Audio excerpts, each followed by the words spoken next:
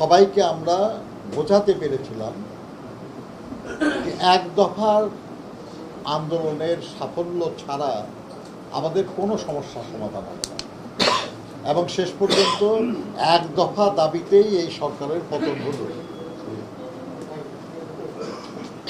যারা গৌরব করত যে তারা আর কখনো ক্ষমতার থেকে যাবে না, বিএনপি বা অন্য কেউ কখনো ক্ষমতায় আসতে পারবে না, তাদেরকে শুধু পদত্যাগ না, তাদেরকে পলায়ন করতে হয়েছে,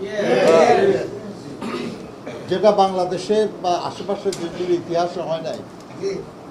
পলায়ন করা, পালিয়ে যাওয়া, অদ্ভুত ব্যাপার যেটা, সেটা হলো যে সব কিছুকে তারা এমনভাবেই দলীয়করণ করেছিল যে শুধু সরকারের যিনি প্রধান ছিলেন উনি পলায়ন করেন নাই, বিভিন্ন প্রতিষ্ঠানের ওই দলবাজ লোকরা সবাই পলায়ন করেছে, এমনকি বয়তুল মুকাররমের খতিবও পলায়ন করেছে।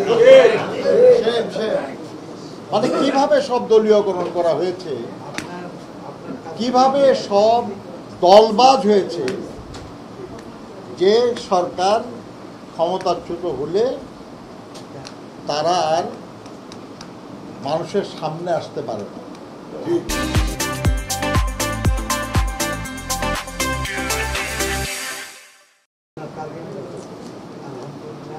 এই অপরাধের জন্যই তাদের এই শাস্তি প্রাপ্য ছিল এবং সেটা পেয়েছে তারা। কিন্তু মনে রাখতে হবে যে তারা একাধিক্রমে 15 বছর ক্ষমতায় ছিল। তারা বহু মানুষ, তাদের দলের, তাদের মতে বিশ্বাসী বহু মানুষকে তারা বহু জায়গায় প্রতিষ্ঠিত করেছে, এবং তাদের সবাই কিন্তু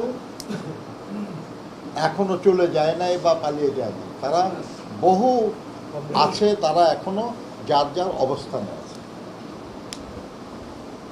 এবং তারা তাদের ক্ষমতাকে ধরে রাখার জন্য এইসব মানুষদেরকে নির্বিবাদে দুর্নীতি অনাচার করার সুযোগ দিয়েছে, এবং এদের অনেকেই প্রচুর টাকা পয়সার মালিক হয়েছে। সেই টাকা পয়সা এবং প্রভাব এখন তারা এই যে আন্দোলনের যে বিজয় হলো, সেই আন্দোলনের বিজয়কে নস্যাৎ করার জন্য কাজে লাগানোর চেষ্টা করছে,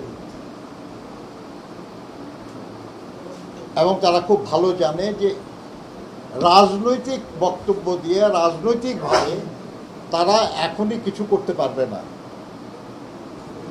কাজেই তারা ভর করার চেষ্টা করছে বিভিন্ন শ্রেণী পেশার মানুষের উপর, তাদের কিছু দাবি দেওয়া নিয়ে। হ্যাঁ, অনেক দাবি ন্যায্য আছে, কিন্তু ন্যায্য দাবি কেন? কারণ এত বছর ধরে তারা সেগুলো পূরণ করে নাই, এখনই সেগুলো করতে হবে, এরকম একটা সিচুয়েশন তারা করার চেষ্টা করছে। বন্ধুগণ, একটু আগে খেয়াল করছেন যে আমি একজনের সঙ্গে কথা বলছিলাম, যে সরকারের একজন উপদেষ্টা, উনি অনুরোধ করতেছিলেন যে বিভিন্ন জায়গায় যে সব আন্দোলন হচ্ছে এগুলো একটু ম্যানেজ করার চেষ্টা। আমি বলেছিলাম তাকে যে আমি অন্য সব দাবি সমাধানের জন্য সময় নিতে পারবো তাদের কাছ থেকে, কিন্তু যাদের বেতন পায় না, একটা শ্রমিক সারা মাস কাজ করে মাস শেষে বেতন পায়, তা দিয়ে তার সংসার চলে, সে বেতন যদি সে না পায়, তাহলে আমি তাকে কি বলে থামাবো কি করে?